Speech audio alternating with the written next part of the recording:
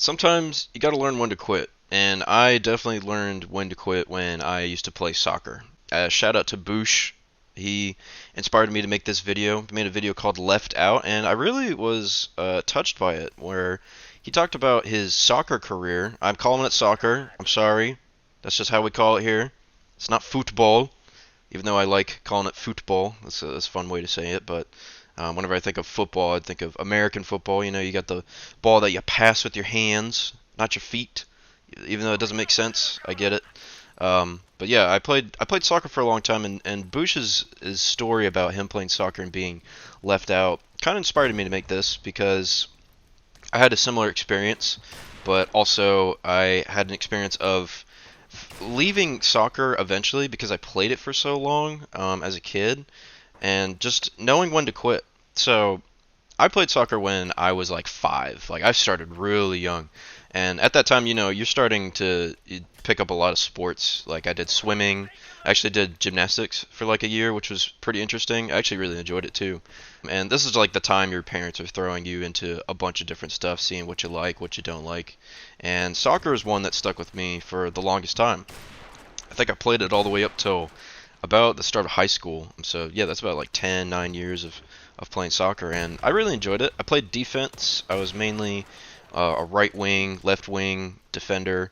Sometimes I played goalie, but I did quit. It's kind of funny. Like I quit soccer, but I also quit the position of goalie eventually, and that's like a funny story within itself that I'll tell. So like one time we were playing, and it was probably my like second year playing goalie, and this big kid is all alone with the ball right in front of me, and I'm like, oh crap, I gotta somehow block this. So I'm standing my ground.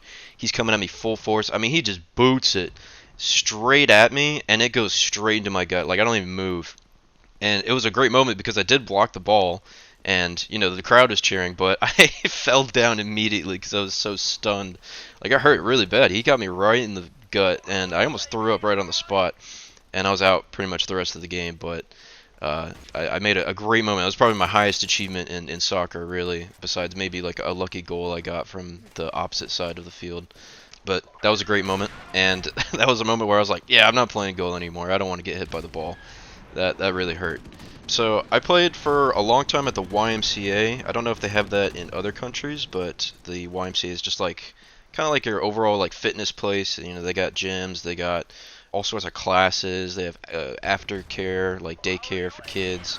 They got pools. It's actually I really like the YMCA. I kind of miss going, but it's really expensive for my mom, so she stopped going a long time ago.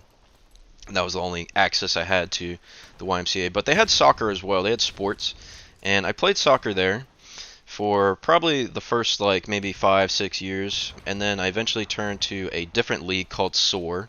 And between these two leagues, we were not very good. I think we were some of the worst soccer players alive. I don't know if it was because of coaching or just our lack of ability. I felt like I played decently well. Like I was kind of like an early sprouter, so I was a bit big once I was like 7 or 8 compared to a lot of kids, and I could boot the ball really hard. I just didn't have good accuracy. That's why I was on defense most of the time.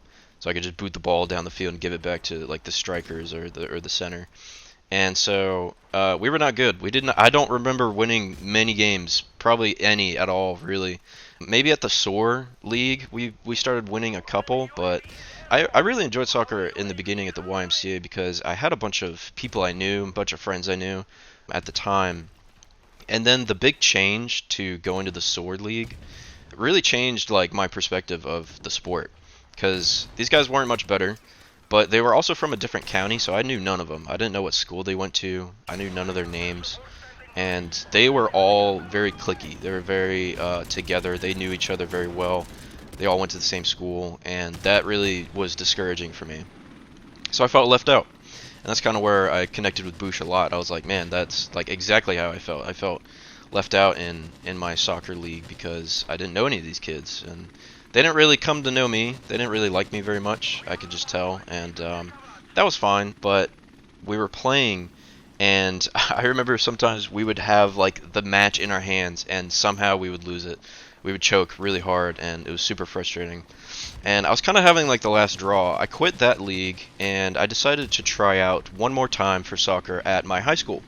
Now this was before I was even, doing classes. I was going into high school as a freshman, but the summer before, I decided to try out for soccer.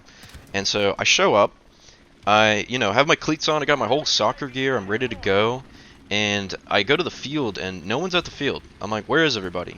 And so I look around, I'm walking around, I go to the track, and I find everybody's at the track running laps. And I'm like, what's going on? The coach is like, yeah, we're running laps, you gotta run 2 miles before practice, and then we'll start doing our usual stuff. And I'm like, really? I didn't bring any running shoes. And he's like, nope, you still gotta run them. I was like, dang, dude, that's gonna hurt. And it did. And I'm not the fastest guy, so like running in cleats, man, it took me like 30 minutes just to get 1 mile done, and then the next mile, God, I basically probably walked it or like quit halfway through. And so my feet are like killing me by the end of this. Everyone's already started like practicing on the field, and by the time I get to the field, they're in the middle of a scrimmage match, and I just kind of hop in, and I notice something's in my foot, and I think I broke my cleat because there was like something poking like into my toe really hard, felt like a sheet of metal. And after I was done, I looked at my shoe and I was like, holy crap, I'm bleeding.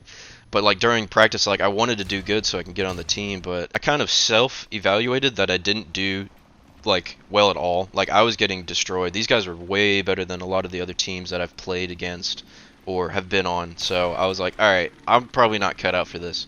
But the fact that my foot was bleeding and I had to run 2 miles in cleats on a track beforehand, I mean, it just solidified to myself like I think I'm just not cut out anymore for soccer. Like I think this is my time to stop. I'm not the most athletic guy, but this was like a breaking point for me. And then the worst part was at the very end, everyone's gone home. I'm sitting waiting on the bench for my parents to come pick me up. No one comes pick me up. My parents won't answer their phones. I try calling my brother who has the only car, and he doesn't pick me up either. He doesn't pick up his phone. So I had to walk all the way home in barefoot, bloody cleats, and I was miserable. It was terrible. It was probably one of the most worst experiences I've ever had. So I really decided for myself that I was going to quit soccer. And, that was just a funny story I wanted to tell. Maybe not the most enlightenment story, but it's just sometimes you got to decide when to quit. And with that, I'm going to end the video here, and I'll see you guys next time. Bye!